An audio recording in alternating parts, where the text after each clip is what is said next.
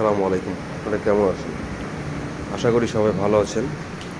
জুয়েল ভাই রাইডারের পক্ষ থেকে আপনাদের সবাইকে অসংখ্য ধন্যবাদ। আজকে নতুন একটা ভিডিও নিয়ে চলে আসলাম। সেটা হচ্ছে যে আমরা প্রাইভেট কার গাড়ি কীভাবে আমরা পুশ সিস্টেম, যে গাড়িগুলো কীভাবে আমরা স্টার্ট করি এবং কীভাবে লক খুলতে হয়, কীভাবে স্টার্ট করতে হয় সেটা দেখাবো আজকে আপনাদেরকে।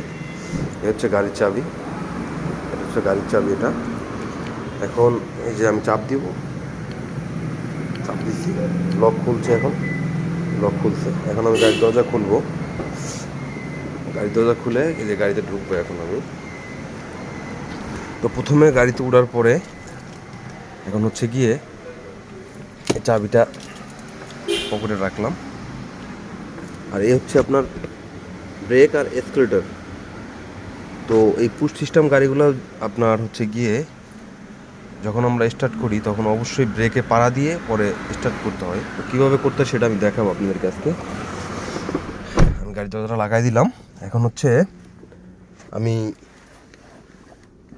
এই যে ব্রেকে আমি পা দিলাম, পা রাখলাম ব্রেকের উপরে। রাখার পরেই দেখেন এই যে পুশ পাওয়ার যেটা, এটা কিন্তু নীল হয়ে গেছে। এখন এটাকে আবার ব্রেক ছেড়ে দিলে কিন্তু আবার চলে যাবে। এই ব্রেক পাড়া দিলাম, নীল। এই এখন আমি পুশ করব। পুশ করলাম, গাড়ি স্টার্ট হয়ে গেল। এই যে স্টার্ট হয়ে গেল গাড়ি। আবার বন্ধ করার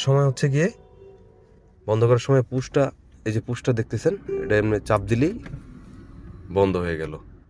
আবার স্টার্ট করলে এই যে স্টার্ট করলাম আমি, এই যে স্টার্ট করলাম, স্টার্ট হয়ে গেল।